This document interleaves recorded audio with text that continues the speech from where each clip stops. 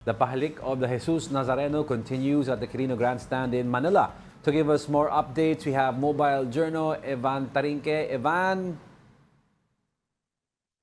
Yes, Evan?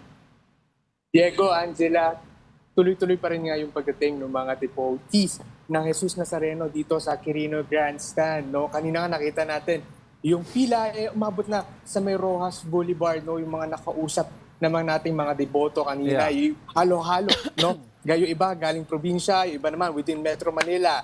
Kanina may naabutan tayo, alas 5 pa lang ng umaga ay nakapila na siya dito para lang makahalik dito nga kay Jesus Nazareno. Diego, Angela. Yes, Evan, yesterday kausap namin, I think it was Mary Mon, no? Medyo maiksi pa yung pila. But to give us an idea, can you just move your camera a little bit para alam namin yung pwesto mo and to give us the idea na gaano kahaba talaga tong linya na to. Okay, so Diego, ikot ko kayo dito, no? So, eto sa harapan ko, ito na yung mismong gate papunta doon sa may hagdan, paakyat doon sa may Poongin Jesus Nazareno. Evan, Pero ito may Evan, kita mo. is this sa gilid ng grandstand, itong nakikita ko? Sa gilid ng Quirino Grandstand? Yes. Okay, okay. Yes, tama ka dyan, Diego. Nasa gilid ito ng grandstand. Tapos makita natin, itong dalawang lines, segregated ito. No? Meron nga 4 pila ng PWD at senior citizen, mga buntes. At meron naman sa kabila, yung mga ating regular folks. No? Makikita natin, ayan, makikita natin medyo malapit ito. Ito malapit na to. No? Pero pag inikot mo dito sa may bandang to, aabot to doon sa may Rojas Boulevard. No? Actually, umikot na nga, no? Nag-alaahas na, no? Nag-L na.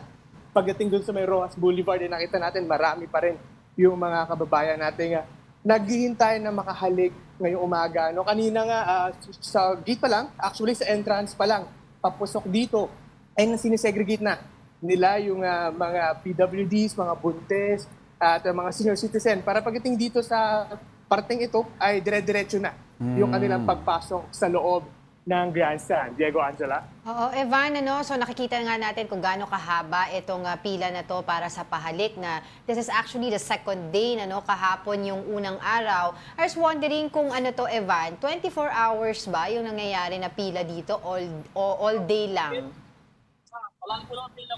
Yes, Angela, tuloy-tuloy yung pahalik na nangyayari, no? Kanina nga madaling araw, umabot sa 32,000 yung bilang ng mga taong pumunta dito sa Quirino Grandstand. Ito. At makikita natin hanggang doon yan. Sa dulo ay talagang ganun kahaba yung pila. Ito pa medyo manifest na itong pilang to dahil pagdating doon parang may 4-5 lanes pa ng mga tao bago makarating dito. Diego, Angela. Go ahead, go ahead. Yeah, what about yung security natin dyan, Evan? May mga, ano ba tayo, untoward incidents na mga naitatala. Can you tell us more about it?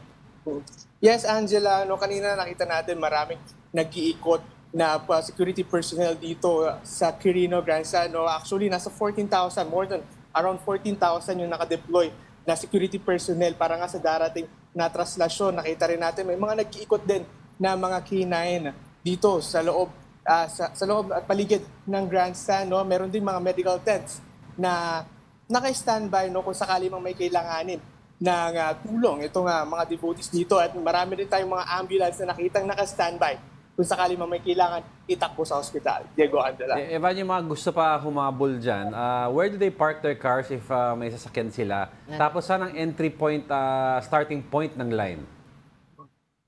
Yes, Diego.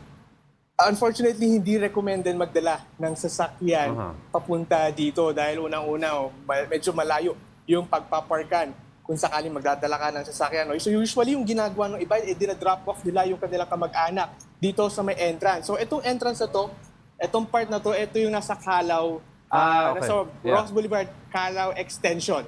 So pagbaba nila dyan, ipipilang na sila kaagad para nga makapasok dito, Diego, and nga makikita natin, usually limited yung mga vehicles na nakapasok with either media personnel or parte nung crew para makatulong nga dito sa pahalik ngayong araw, Diego. Oo, Evan, anong oras naman o yung estimate na inaasahan ng mga otoridad na matapos yung prosesyon bukas? Kasi naitala nga daw nila 2012 yung longest procession, that was 22 hours, tapos sinusundan ng mga 16, 15, 13 hours. This time around, ano yung estimate nila? Yes, Angela, Usually kasi nangyayari nga itong pagtraslasyon around 16 to 20 hours. So depende sa conditions na mangyayari. No? Kanina tinatanong natin, isang factor din kasi dito is kung anong oras ba aalis itong poon dito sa Quirino Grandstand. No? Wala tayong makuha exact details no? Kung ano talagang oras aalis itong poon.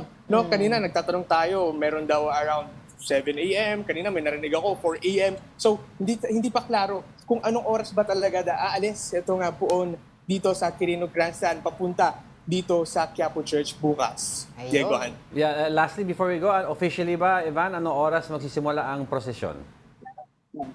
Yes, Diego, ayun nga, no, isa pa yun sa pinag-uusapan ngayon. Walang official time na sinabi kung anong oras magsisimula yung prosesyon. Pero ang inaasahan natin is around morning, no, madaling araw to morning.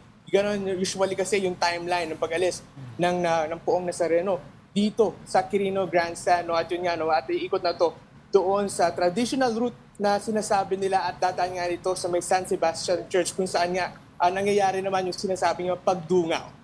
Diego Angelo. All right, thank you for the updates. That was Mobile Journal Evan Tarinque reporting live from the Quirino Grandstand.